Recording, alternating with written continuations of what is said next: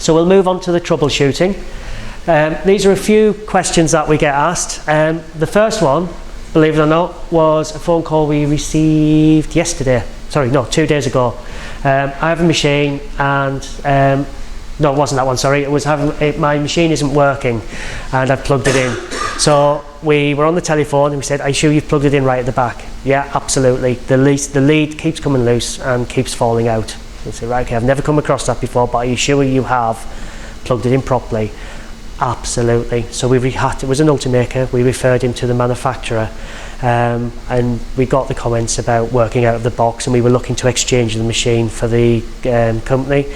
As it happened, he hadn't plugged it in properly at the back. So he just hadn't clicked it in. So please, when you're starting to get problems, don't initially panic and make the call. Just go through a logical process. He just hadn't pushed it in far enough. But yeah, we do get questions saying, I have a machine, I don't know how to use it. I did get a phone call from a primary school yesterday who bought a Cube Pro machine. They're about £2,500–3,000, and she literally said, I've got it and I don't know what to do with it. I don't know how to use it. I don't know how to load the filament into it. And the company she's bought it from was a box shifter, and they'd never used these machines. She's literally gone on, ticked a box, ordered it online, received it because they had a credit account with them, and she's now asking for training on it. Now training is probably going to cost half the price of the machine on that particular unit. So she's now got a £3,000 box sat and they don't know what to do. And it's the same in industry. We had a well-known film company phone us. I've bought 2 machines and they've been sat in the corner of a room for 7 months because they just don't know how to set them up. So again, we're talking to them about doing a training course for quite a lot of their staff at the moment. So use somebody who, again, you are comfortable with and you know they're going to give you some free of charge support on the back of a unit. I'm not saying that we would give you everything, but we would at least tell you how to load the filament and get your first test print off that machine, how to transfer files into the software. We're not going to leave you sat there with a printer in the corner for months on end. Another big one we get is, my technician has left the department. I don't know if that rings any bells with anyone. Yeah, so we went and did a training course, and we do up to 4 people on a course, and maybe you could only have spared 1 person on that particular day, and that one particular person has gone. And now we get a phone call saying, we've got this thing sat in the corner and nobody knows what to do with it. So very much like the first piece. If we come and do a training course and you can only spare 1 person, or even if it's not us, if it's another company, please make sure that person at some point trains somebody else how to use and set up that machine. It's common sense, and I know you're all busy, but it saves a lot of headache and more cost in the future if you can train internally once we've done the training to that initial person. It does save a lot of headache. I take it you've experienced that, have you? The technician going? Right, okay. Oh, okay, right, yeah. So, yeah, well, you can take your skills with you. It's great because it's transferable. But, yeah, we get so many people saying, oh, I've lost the technician and they've gone and they've done this, that and the other. Again, another one we come up with is, we bought a machine. We had a budget, so we spent it. We bought a big SLS machine, but we can't use it. The pupils can't use it because the cost of the materials are too expensive. There's a school not too far away from here who I know has one locked in a cupboard and can't use it. They've got about £35,000 worth of kit sat there, and the materials are too expensive for ongoing budget costs, and they can't get their students using the machine because it's just too risky for them to waste all of the material. So you're better off with a number of machines where the students can be engaged in them and can use them. That's the whole point of having these things, is to get them to learn about them, and they're never going to learn about them if they can't see them working or operating or have anything to do with it. Again, same theme. I can't justify getting another unit because the initial one I purchased really I haven't used, and I can't justify purchasing another one because of the cost, because I've got a white elephant sat in the corner. The unit is faulty, it's out of warranty, and I don't know where to get it repaired. Again, look for a 3D printer specialist. Most of us can repair out of warranty machines. And a big one is, I was advised incorrectly about the 3D printer to start off with. I personally would have never have sold a Cube Pro machine to a primary school. it's just not right for a primary class. It's big, it's bulky, it's slow. The materials are £65 for 600 grams of filament. They're not going to get any use out of that, to be honest with you, in terms of real tangible results. And it's a big machine, and they're probably only going to be printing key rings on it, in all fairness. It's just the wrong machine for those kind of people. So again, make sure you're getting some sound advice, even if you phone 2 or 3 companies and they're telling you different things. Just make sure that you're asking the same questions, and you should, if they're worth the salt, give you a choice of machines or a reasonable answer to the same unit. So again, I was saying, sorry, this is the guy I was talking about earlier. The machine keeps losing power. Yes, it was, because it wasn't plugged in properly.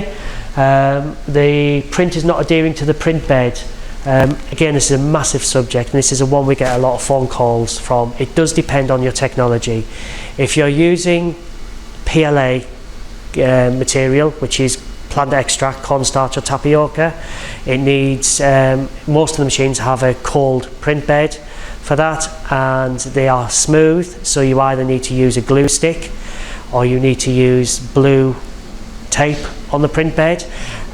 Blue tape, you can't just go out and buy any. It has to be either 3M or a manufacturer's tape. The reason for that is because it's rippled on the surface.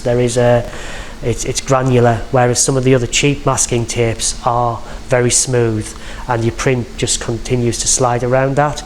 So again, if you're using blue tape, make sure it's a good quality blue tape on your print bed, so your print isn't moving around. If you're using glue, Ultimakers ship with Staples glue sticks. There's a reason for that. We've tried Pritt Stick, we've tried 5-Star, we've tried Yoo-Hoo. None of them seem to work as well. I don't know what it is that Staples put into their glue sticks, but they work a lot better with the Ultimakers. And again, don't really cover the print bed in it. It's a light covering. You don't want it thick, so when the print head is moving around, it's scraping through glue. That's not going to do your print head any good. It's not going to do your machine any good, and it certainly won't print because the glue just dries around the nozzle. So again, it's just a light covering and print onto that. If you're using an ABS printer, ABS machines, I don't know really, you'll come on to this I'm sure in the second part, but ABS machines are not the best for the education environment because it's a petrochemical substance. There are machines out there which do have your HEPA filters on them, which do take out some of the smell and the carcinogenic type particles in them, so they're okay. But your ABS machines have perforated print boards usually, and again, we've got a machine here at the STEM Centre, and they were having problems. They cleaned the board, and the print wasn't sticking to the board, and I'm sure Gemma will tell you, all we said to you, Gemma, was wipe it down with an alcohol solution and scuff it with a Brillo pad, and it's working fine now, isn't it? Yeah? Yeah, it works all right. Yeah, so the D is fine to that. So again, very simple solutions, and it's just because the print was moving around. On the Ultimakers, that's a PLA and ABS machine, optimised for PLA. It ships with PLA, so that's what the manufacturer recommends using with it. But you can print an ABS on those machines. What we do at work is we have, it's a removable glass print bed. We have blue tape on one side, and we have a thing called Captain tape on the other side. Captain tape helps ABS to stick to a glass print bed better than glue. So all we do is if we want to print an ABS, we take the print bed out, turn it over, put it back in, and it prints fine. The only time we have to replace the tape is if we have big tears in it where we've been trying to get the print off. So it's not a thing you have to replace all the time. It's a nice quick just in out swap over if you want to change your materials. It's not printing correctly. Again, that could be anything. I've already mentioned environment. We have people who will stick a printer next to an open window. Drafts, especially on ABS, drafts coming in through a window contracts the material quicker, which means it starts to warp and come away from the print bed. If you're sticking under an extractor fan, obviously that cools the print down too quick and it'll come away from your print bed. Just even if it's in a busy aisle and there's people walking past all the time, just even the draft of people walking past on some machines is enough for prints to warp. So if you can put it in a stable area, no matter what you're printing, the more stable the area, the better for your print and your 3D printer. brilliant. If you get them up and running and you're in a nice environment, they'll work fantastic. Filament jams. Now, there are a lot of ways to clear filament jams. Has anybody got Ultimakers? Yeah? Is that Phil in the corner, is it? Yeah, anybody else? No? On an Ultimaker, they've, the Ultimaker 2 Plus, which they've released a couple of months ago, actually has interchangeable print heads. So if you do get a filament jam, it's very easy just to take your printhead out, swap it for another one, and start again. But they also do a piece called an atomic clean, whereas you retract the filament, you take your tube out of the unit, you get a bit of plastic, you drop it in at the 90-degree angle, you heat your printhead up to about 200 and something degrees, you cool it down to about 90 and you pull the filament out. And what that does is it literally removes the dirt and the jam of any old plastic that's in there. The reason you get dirt in is because a lot of people don't store their filament correctly. You need to try and keep your filament as clean as possible. So if it's in a dusty environment, you can imagine it's pulling dust through the printhead all the time. If you can keep it just in a plastic box when it's not being used, it's not gathering dust all the time. So again, it's all about good housekeeping. But it's a very easy thing to do. You dip in, dip out, almost just like a dipstick, and it'll start to bring out the dirt with it as well, and then you can try it again, and it usually works. If it's still stuck, another little tip is to get a very fine needle. So the print heads on the machines, the standard print head is 0.4 mil, so just get a smaller diameter needle. Be careful, obviously you need gloves on, and you can quickly push it through the print head, and that usually breaks any bubbles or any dirt that's in the print head itself, and it will bleed out then, so that's why you've got to wear the gloves, because obviously it's hot plastic coming out of the print head. So that usually clears the problems on your Ultimakers. Other than that, there's not actually much that jams on them, to be honest with you. It's all about the print head. Now, again, I don't know if many of you have read any forums when you've been looking at machines, but Ultimaker have taken a bit of a bad hit lately, and have got a bit of a bad reputation. The reason for that is they changed their print head to this, which is a smart extruder. And it was supposed to sense if the material was, the machine was running out of material. It was supposed to pause your print. It didn't exactly work like it should have when it was first released. So what they've done is they've improved it. It does work now. It works beautiful. They've released what they call the Smart Extruder Plus, and it works fine. But their answer to the atomic clean method was you swap the whole unit out. Now the whole unit is £113. So quite pricey for a school, as you can imagine, if you get a print head. But they wanted it to be quickly changeable for the users, and it's a magnetic clip-on onto the back of the machine.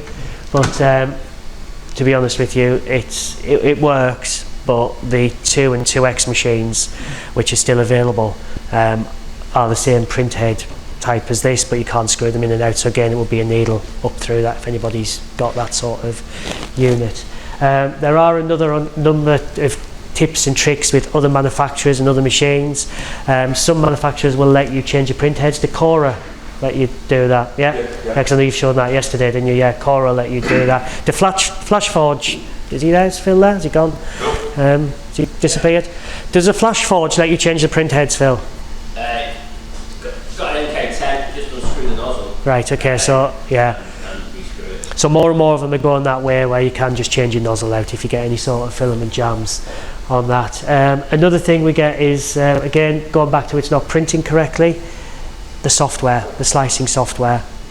You can get machines where it's closed and you have got limited choices of what to pick, infills, layer heights, everything else. Things like the Ultimaker, you can delve so much into the background of their software. It's unreal, it's open source, and you can change every parameter under the sun, so much so that people go in and change everything and their prints never work because they've just tinkered too much. So again, if you've got your students or your pupils printing with the machines, you've got to really think, are you wanting them to use the software, the slicing software, or do you want to control that?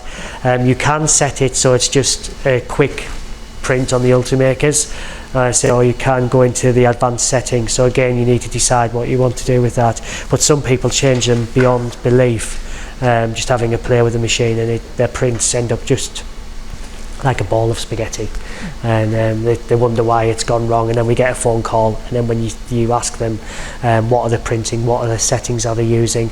And again, if you're printing stuff, just think about how plastic extrusion works. Something that is really thin won't support something that is really heavy. So if you turn all the support structures off and it's starting to print, it'll start to wobble and it'll fall over and it'll keep printing.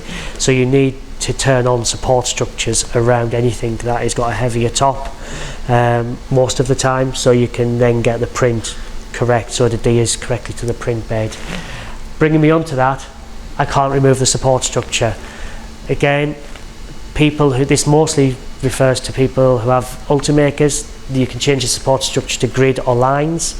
If you want it to be a permanent support, use grid. If you want it to be a removable support, use lines. And it's not rocket science, but it does stop you spending ages trying to sand off bits of support and getting annoyed with the machine. And again, that's all in the settings. And your filaments, have you covered filaments, Phil, have you? Yes. Yeah, again, your filament choice is important. There are all sorts of filaments on the market. Some companies use proprietary systems, so you've got to use their filaments. So, for example, I've already said the Cube Pro is about £65–70 for about 600 grams, which is expensive. Your Zortrax, which is a proprietary system, is £25 for 800 grams, which is relatively cheap. You can go cheaper. You can buy imports from China. Again, be careful with batch consistency and your diameter. Make sure you're buying from a decent, if you're going to use third-party filaments, make sure you're buying from a decent company, because sometimes the diameters can alter and it can throw prints out. We had a case the other day of a customer using it on the large format printer, and that can print, the largest print we've done on it has been 5 days so far consistently, and they were into a large print and their print failed, and when we went and measured the filament they were using, it was going between 3mm and it was then down to 2.7 and 2.6, so there was a lot of variation in their filament, and it did blow their print out. We say about 10% is alright either way, in terms of diameter. For anything more than that, it does affect your printer to a certain degree. So yeah, shop around for filament, but yes, buy some decent stuff and test it first. Get some samples and do some tests. Again, if you're using dual head machines, not every soluble support sticks to every filament. So we sell ColourFab, for example, very, very good manufacturer. It's a PLA PHA mix. PVA support structure does not stick to it. It sticks to PLA only. So again, we've experimented and we found out that for some reason it just doesn't stick to ColourFab material. So if you do have dual head machines and you're using soluble support structures, either use the manufacturers and their filament, because they'll have done the test and they know it bonds together and will stick. Or if you are wanting to shop about, be prepared to play around with it and expect some failures.